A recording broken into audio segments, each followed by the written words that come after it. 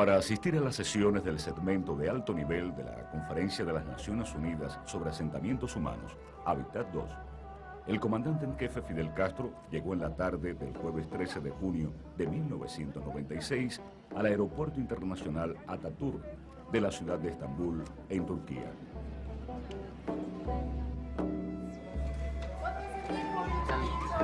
¿Qué significa para usted encontrarse en Turquía? Casi un sueño. Almost a dream. What kind of a dream? ¿Qué tipo de sueño? Sueño con la historia. A dream of history.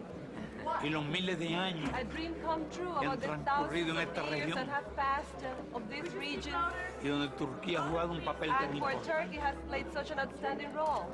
Es una novela de García Márquez. It's really like a Garcia Marquez novel. President, they say you're the last bastion of communism in the world. Are you part of the past or the Dicen que future? ustedes son el último bastión del comunismo en el mundo. ¿Se consideran ustedes parte del pasado o del presente? No, nosotros nos consideramos parte del futuro. We feel we are part of the future. So communism is coming? Así Sí. que el comunismo se Sí. mantiene. Yes. ¿Y usted qué está No, que esperando? están discutiendo ahí, no están discutiendo los asentamientos humanos Isn't it true that at the conference human settlements are being discussed? y una vivienda decorosa para cada ser humano. And a suitable housing for every human being? Eso es lo que queremos nosotros. That is what we want to provide for our people.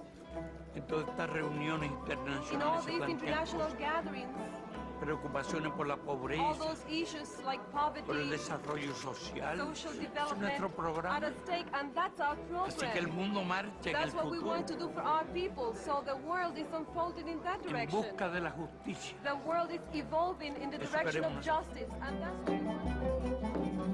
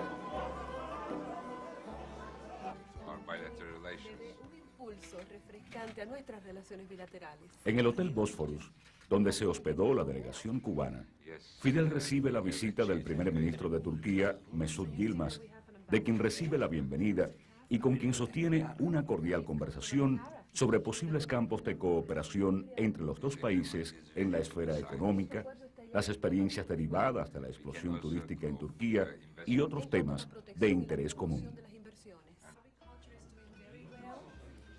Esa misma tarde, el comandante en jefe es recibido por el presidente de Turquía y de Hábitat 2, Süleyman Demirel. En la amistosa entrevista, Fidel conoció detalles acerca del desarrollo de la conferencia y se abordaron temas relacionados con la lucha del pueblo cubano por enfrentar los efectos del periodo especial y el recrudecimiento del bloqueo económico.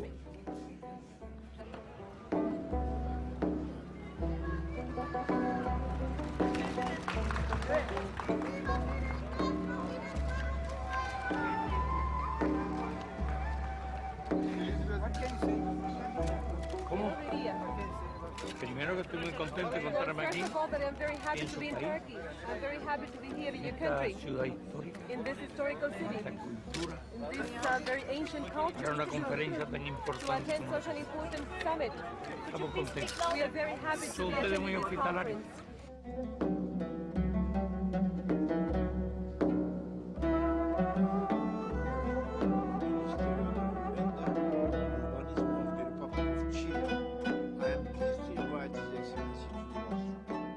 Vengo desde Chile, un país latinoamericano. En la mañana del viernes 14 de junio, Fidel habla ante el plenario de la sesión de alto nivel de Habitat 2.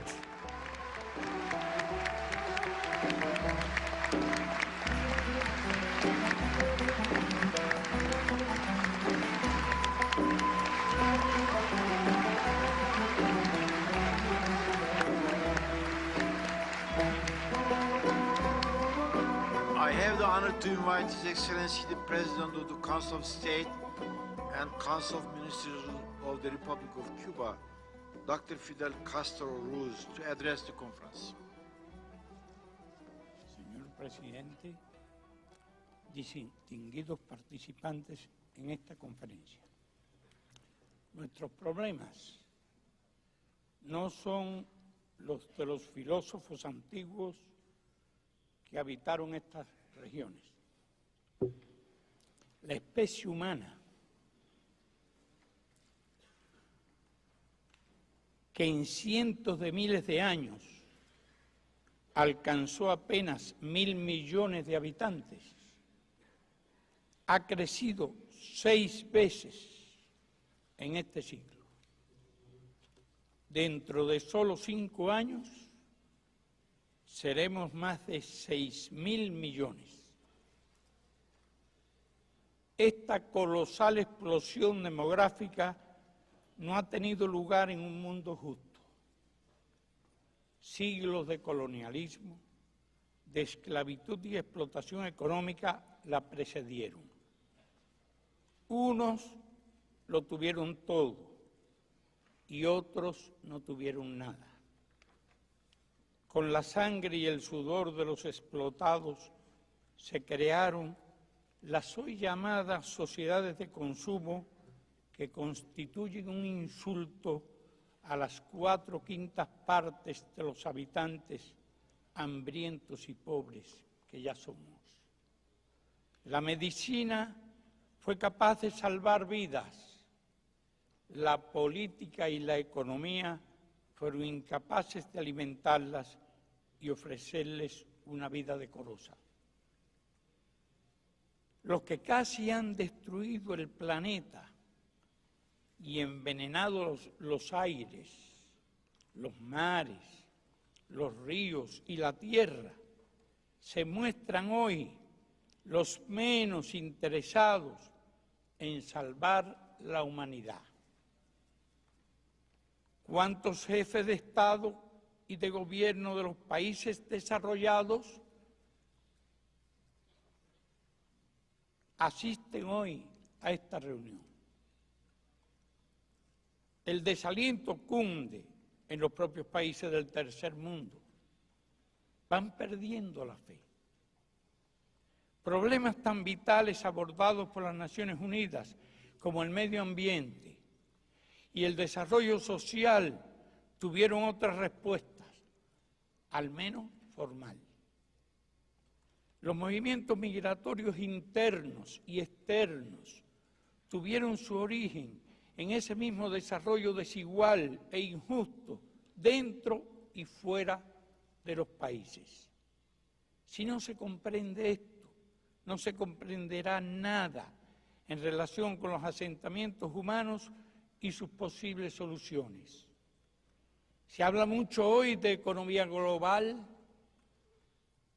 y avances tecnológicos. ¿Para qué servirá todo esto si no resuelve los problemas del hombre?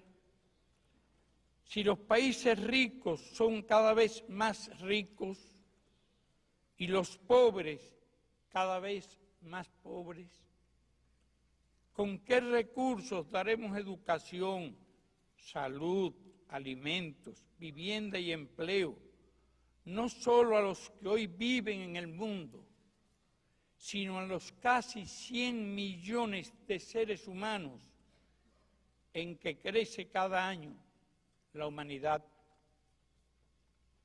Si con la reconversión industrial y la revolución tecnológica los propios países capitalistas desarrollados tienen cada vez más desempleo, ¿qué queda para nosotros, los olvidados de la tierra? Hablamos fundamentalmente en esta reunión de asentamientos humanos en las ciudades, pero no podemos olvidar que las zonas rurales, donde deben producirse los alimentos y es necesario crear asentamientos dignos del hombre, son cada vez más abandonadas. El intercambio desigual entre el campo y la ciudad es similar al que existe entre países pobres y ricos. Los habitantes desesperados de esas zonas emigran hacia las ciudades a vivir en villas miserias, favelas y barrios deprimentes. Solo en América Latina se estima que en un lapso de poco más de 2 décadas, el 85% de la población se aglomerará en las ciudades.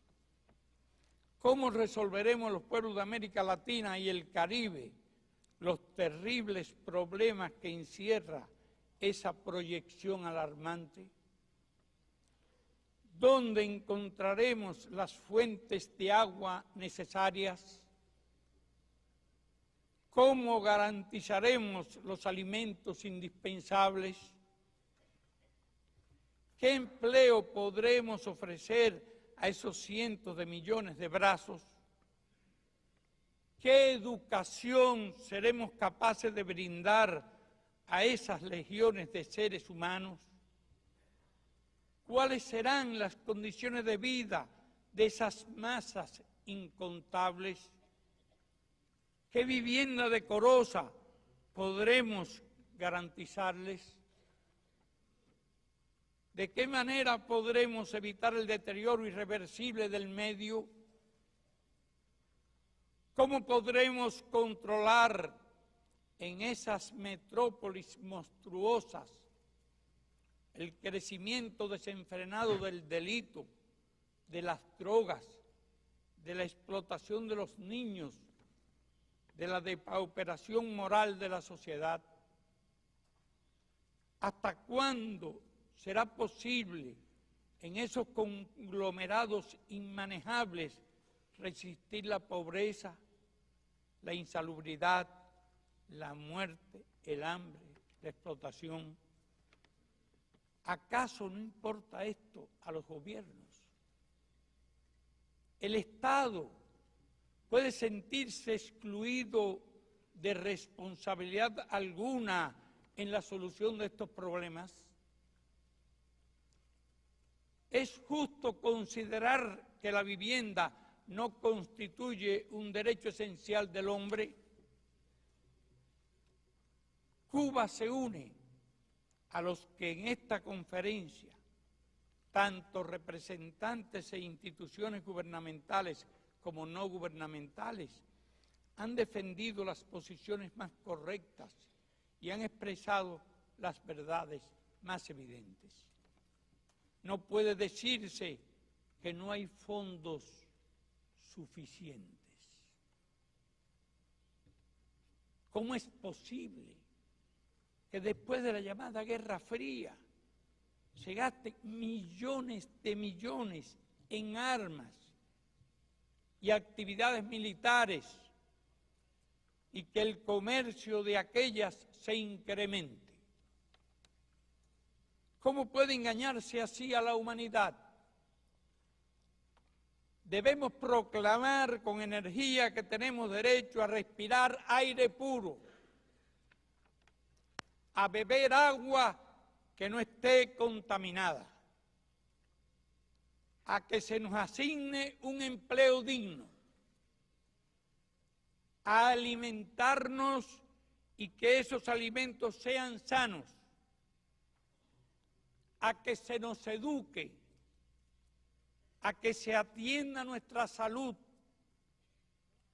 a ser menos pobres cuando otros son cada vez más ricos. Debemos proclamar que no somos el hombre de la selva, puesto que las selvas ya ni siquiera existen. es justo que cada familia tenga una vivienda decente y que ello se considere un derecho universal del hombre. Tenemos, en fin, derecho a vivir y a vivir en paz y con honor,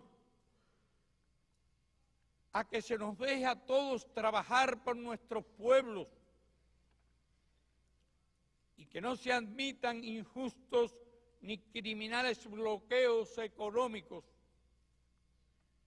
que no se nos explote, que no se nos saquee, que no se nos desprecie ni nos traten con repugnante xenofobia.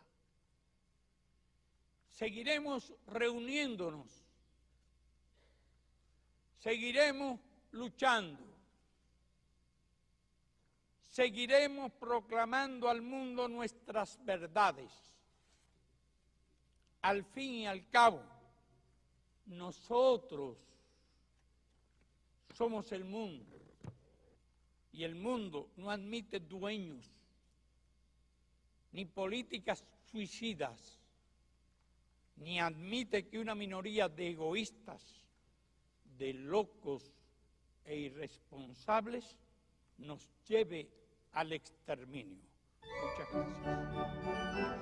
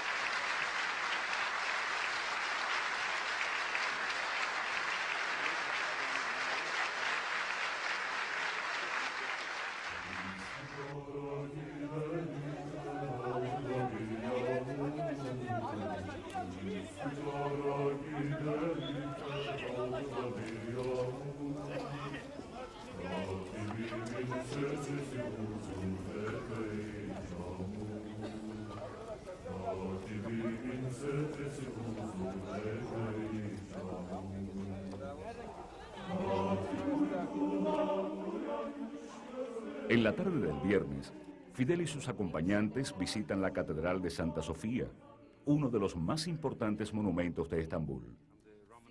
Construida originalmente en el 368 y reconstruida en el 537, la iglesia cristiana de Santa Sofía fue transformada en mezquita musulmana tras la toma de la ciudad por los turcos otomanos en 1453. En 1935, la República de Turquía la convirtió en museo estatal. Está considerada la iglesia más antigua del mundo y la cuarta en dimensiones.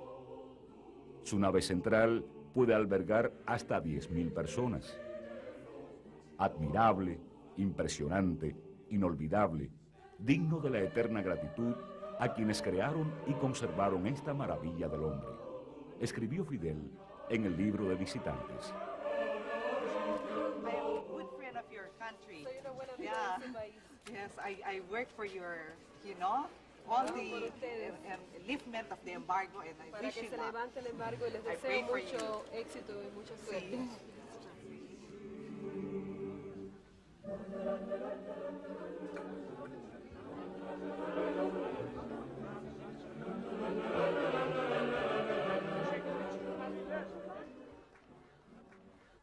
Otro de los monumentales templos estambulinos visitados por Fidel fue la Mezquita Azul, una de las maravillas más preciadas de la arquitectura musulmana.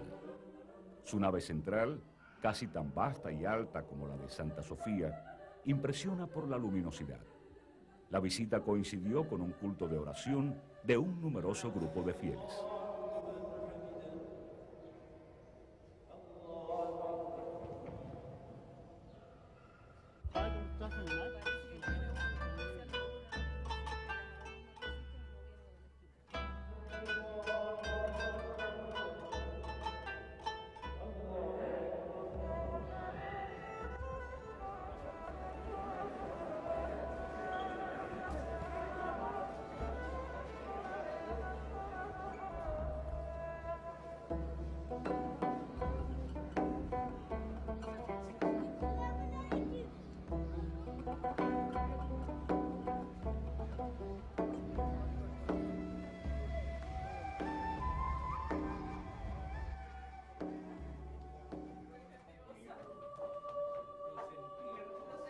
En una céntrica calle de Estambul, Fidel acude a dejar inaugurada la Casa del Habano, instalación llamada a dar respuesta a la creciente demanda del tabaco cubano en Turquía.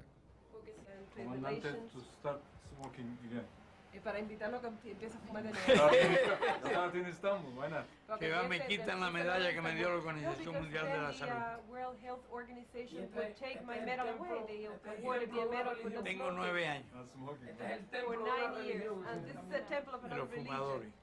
De regreso al Hotel Bósforos, el comandante en jefe concede una entrevista exclusiva a la periodista Leila Umar, importante figura de los medios de información en Turquía. A mí me pareció una cosa, un deber sencillo, asistir a la conferencia.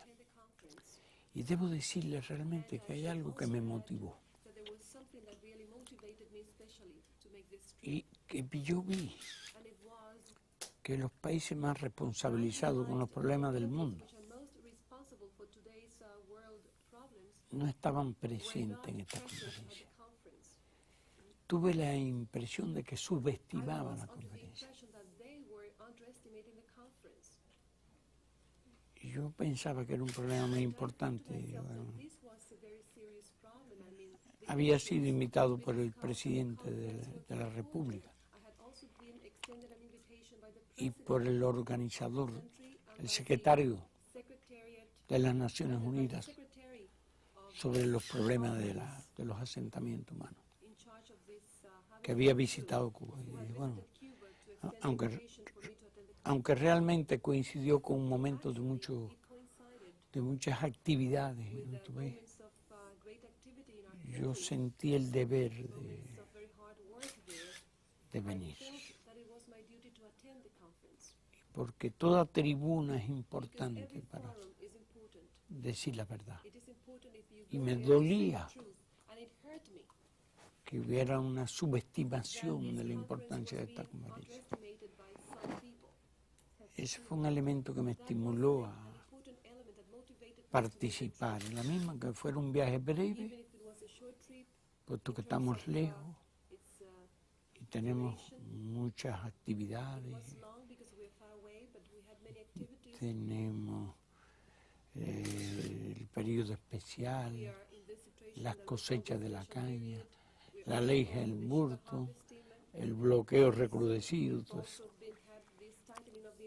Digo, de todas maneras, hay que cumplir el deber.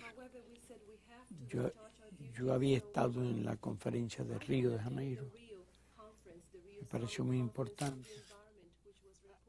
Había estado en Copenhague, la del desarrollo social, y dije, no, debo ir a esta conferencia también,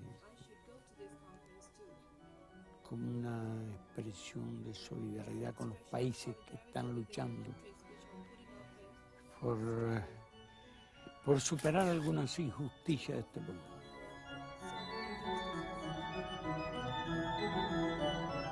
La última actividad de Fidel en Estambul fue el fraternal y animado encuentro sostenido en la noche del viernes con los integrantes de la delegación cubana que había estado participando desde los primeros momentos en la conferencia Habitat II.